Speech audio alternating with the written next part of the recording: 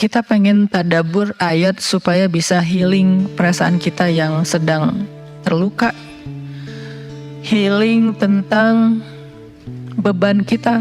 Gimana cara biar kita tuh, kalau bahasa terapis tuh rilis beban, masalah, curhat supaya rilis gitu kan, rilis curhat.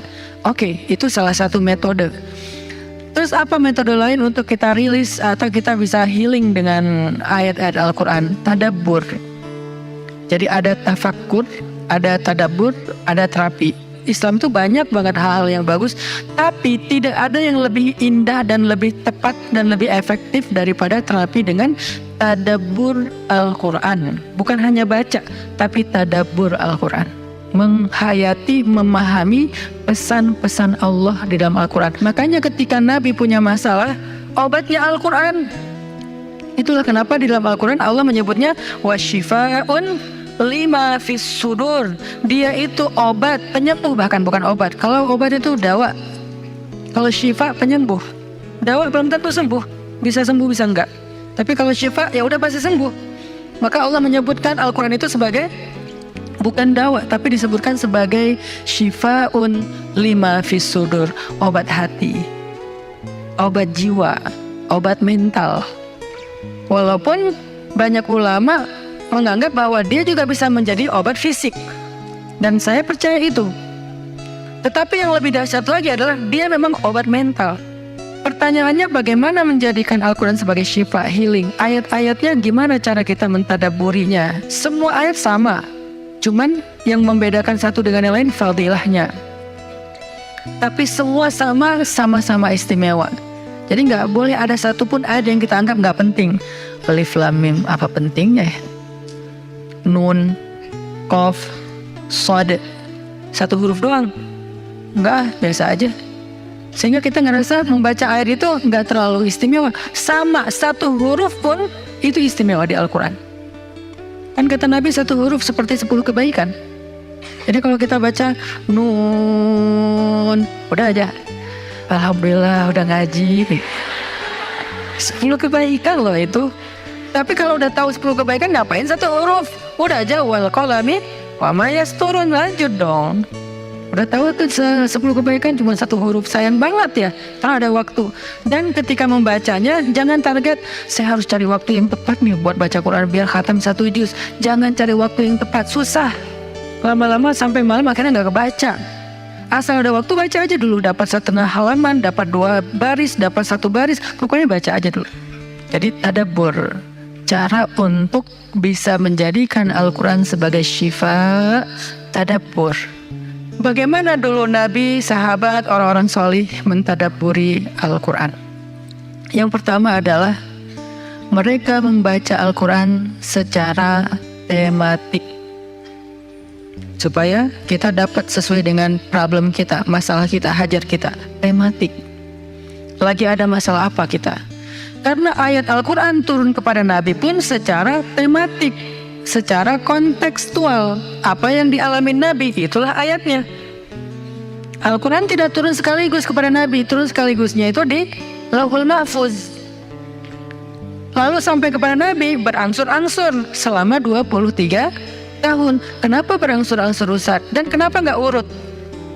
Turunnya yang pertama adalah Al-Fatihah dan Al-Alaq. Kenapa sekarang Al-Fatihah lalu Al-Baqarah? Kenapa enggak Al-Fatihah, Al-Alaq, kemudian surat apa lagi yang berurutan sesuai dengan urutan turun? Kenapa kok dibalik-balik, kok diacak-acak? Karena Al-Quran turun itu secara tematik, teman-teman. Hikmahnya apa? Hikmahnya karena dia tidak turun untuk sekedar dibaca.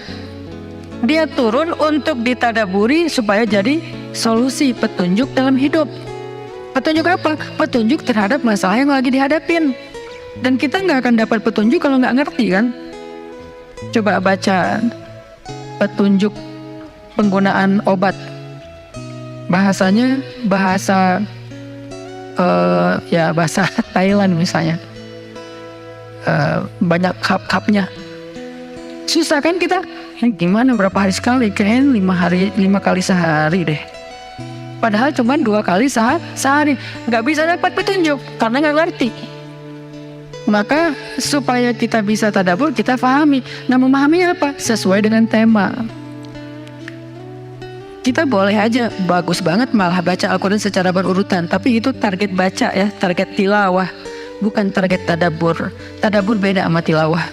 Tilawah tetap dia nggak usah diganggu gugat, udah segitu aja. 1 hari 1 juz, setengah juz, 2 bulan sekali khatam, sebulan sekali khatam, itu lanjut aja udah. Karena itu memang target membaca. Tapi target tadabbur beda sama target membaca. Bikin 2 target. Kalau tadabbur memang nggak panjang-panjang dan nggak berurutan, tematik. Kita mau lagi masalah apa sih? Gimana kita cari temanya Ustadz? 1, bisa nyari ke Simbah Google, ayat tentang, klik keluar. Buat kita yang mungkin kita sama nih dengan saya, masih sama-sama belajar, paling gampang tadi nanya aja ke Google, pakai aja indeks.